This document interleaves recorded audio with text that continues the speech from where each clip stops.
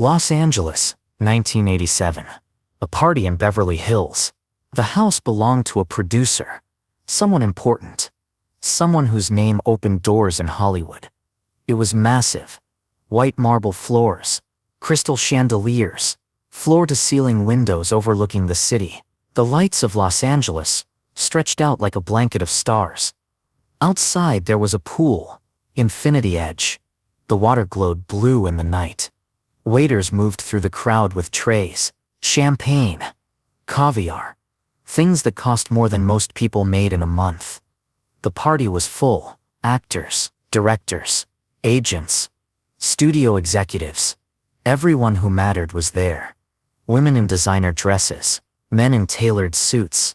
The kind of people who appeared in magazines. Who made headlines. Who shaped culture. This wasn't just a party. This was a display of power. In the corner of the living room, near the fireplace, two men stood facing each other. Sylvester Stallone and Arnold Schwarzenegger, the two biggest action stars in the world, and they hated each other. Not the kind of hate that fades. Not the kind you laugh about later. The kind that burns. The kind that makes you wake up thinking about it. It had started years ago. Rocky had just won the Oscar for Best Picture. Stallone was everywhere. Magazine covers, talk shows, billboards.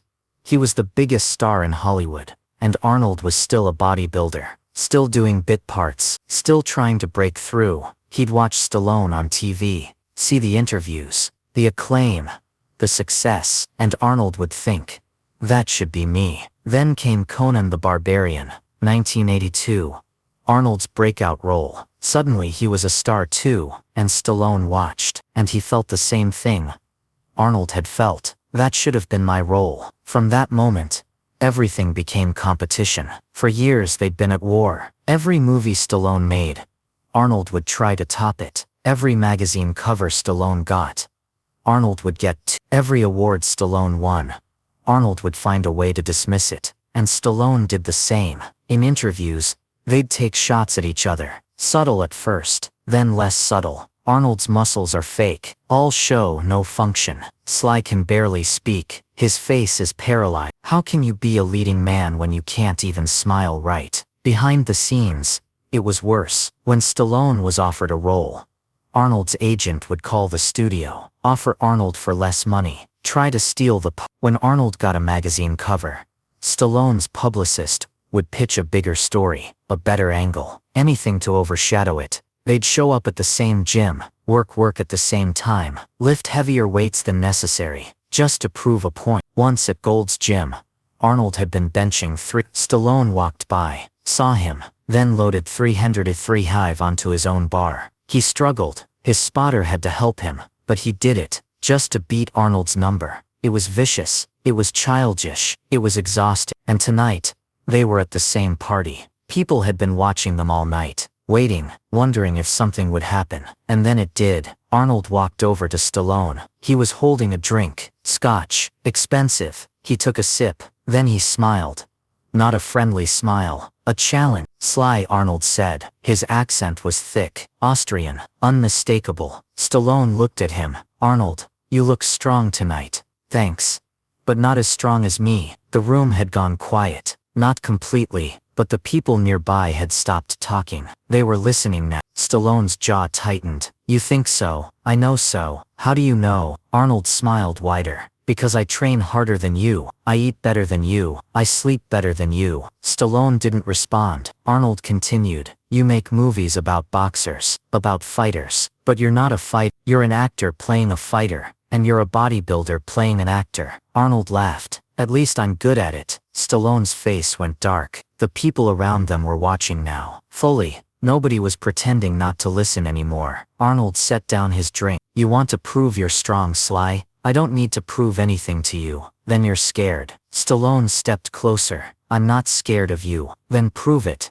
How? Arnold walked to a nearby table. He pushed aside the drinks, the glasses, the plates of food. He cleared the space. Then he sat down. He put his elbow on the table. He opened his hand. Arm wrestle. The room erupted. Not loudly, but you could feel it. The energy, the anticipation. People started gathering around the table. Actors, producers, even the waiters stopped what they were doing. Stallone stood there, looking at Arnold, at his hand, at the table. He knew what this was. This wasn't about strength. This was about ego, about dominance, about who was the alpha in Hollywood. If Stallone walked away, Arnold would tell everyone he was scared, that he backed down, that he wasn't as tough as his movies made him seem. But if Stallone lost, that would be worse, because losing meant admitting Arnold was better, stronger, more of a man, and Stallone couldn't do that. So he walked to the table. He sat down across from Arnold. He put his elbow on the table. He gripped Arnold's hand. Arnold's hand was massive, bigger than Stallone's, thicker.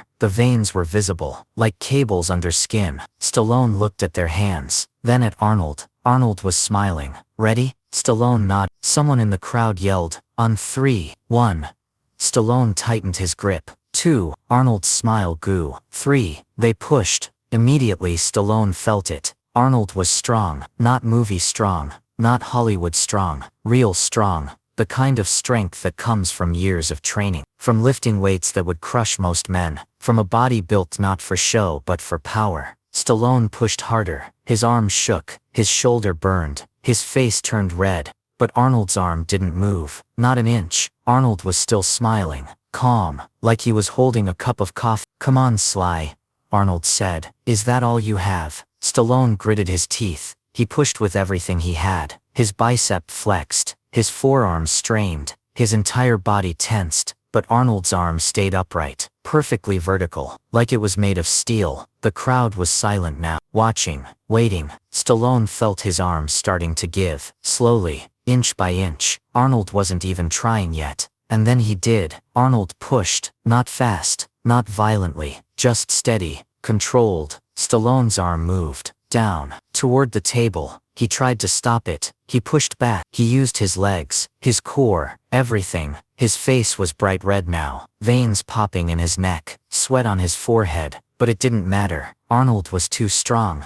and worse than that, Arnold was calm. He wasn't straining. He wasn't struggling. He was in complete control, like he was playing with Stallone, like this was a joke to him. Stallone's knuckles hit the table. Slam. The sound echoed through the room. The crowd erupted, cheering, laughing. Some people clapped. Arnold let go of Stallone's hand. He stood up. He flexed his arm. The biceps swelled. Massive. Inhuman. Better luck next time, Sly. Stallone sat there. His hand was throbbing. His shoulder was aching. His pride was shattered. He looked at Arnold, at his smile, at the way he was soaking in the attention, and Stallone felt something he hadn't felt in years. Humiliation. Not because he lost, but because Arnold had made it look easy. Stallone stood up. He didn't say anything. He just walked away. Through the crowd, people were looking at him. Some were smiling. Some were whispering.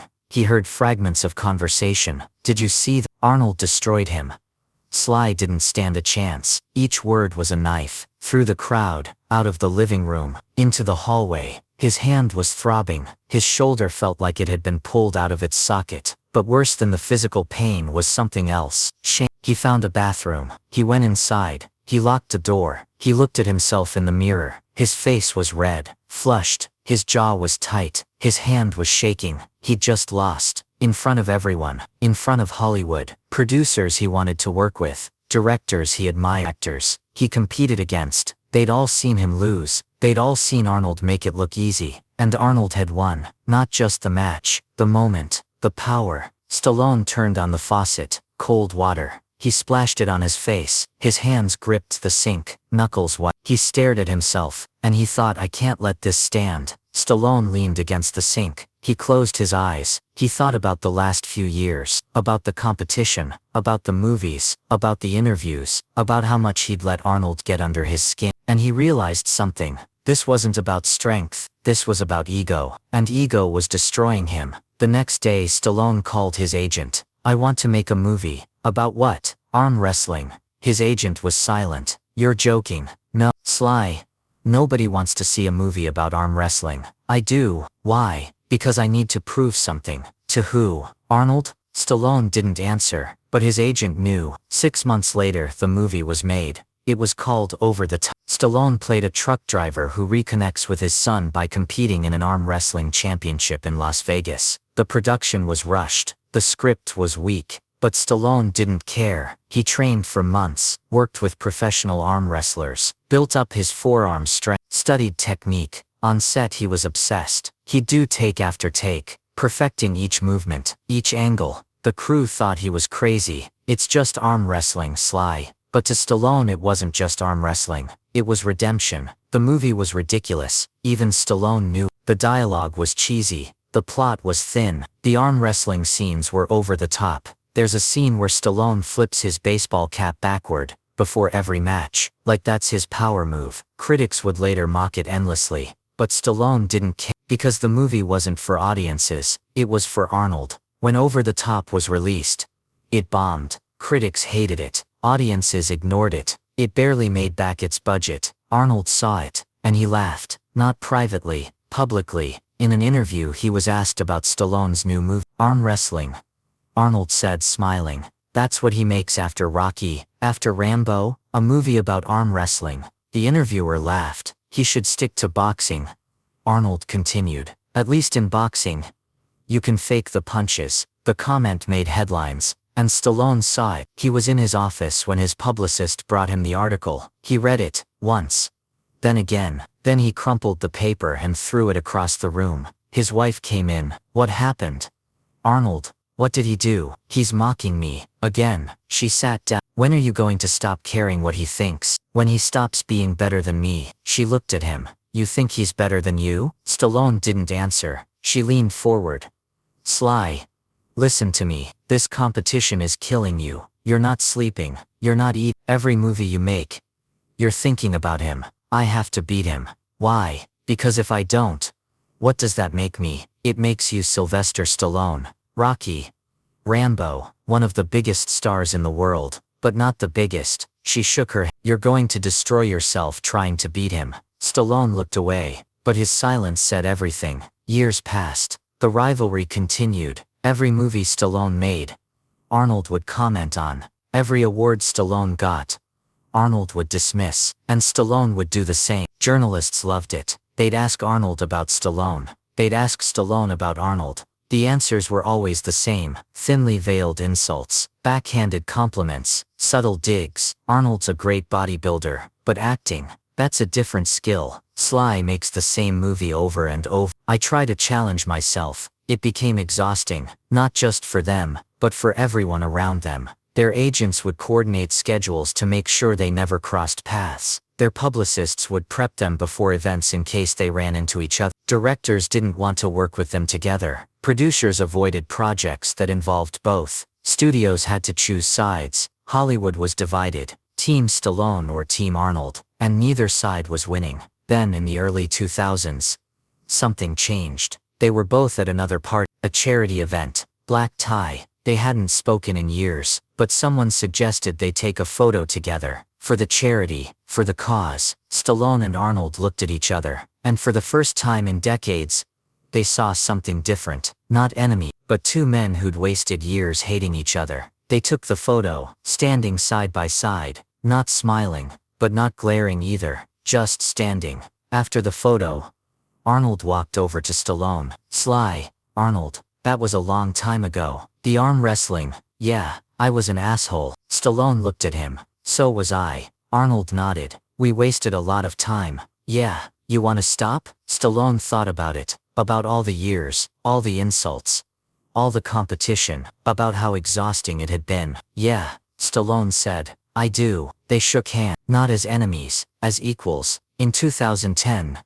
they made a movie together, The Expendables. On set, people waited for the tension, for the fights, for the rivalry to resurface, but it never did. Stallone and Arnold joked around. They told stories. They laughed. One day, between takes, someone asked Stallone about the arm wrestling match. "You remember that?" Stallone said, "Everyone remembers that." Stallone smiled. "Arnold won. Does that bother you?" "Not anymore." "Why not?" Stallone looked at Arnold across the set. He was talking to the crew, making them laugh. "Because I realized something," Stallone said. "What?" "Winning that arm wrestling match didn't make Arnold better than me, and losing it didn't make me worse than him." "Then what did it do?" Stallone thought about it. "It taught me that ego is a trap, and I spent 20 years stuck in it. The interviewer wrote that down. So you don't regret losing? Stallone shook his head. I regret caring so much. Years later, in an interview, Arnold was asked about his rivalry with Stallone. He talked about the arm wrestling match, about how he'd embarrassed Stallone on purpose. I wanted to win,